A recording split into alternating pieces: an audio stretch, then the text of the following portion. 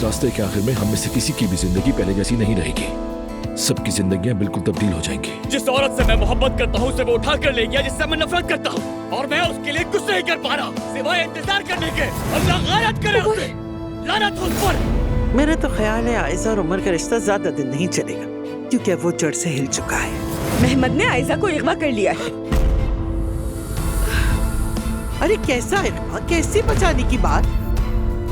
हो सकता है वो दोनों खुद ही साथ गए हों। आखिर उनका भी तो एक माजी रहा है ना। कल तक तो ये एक दूसरे से मोहब्बत करते थे। क्यों?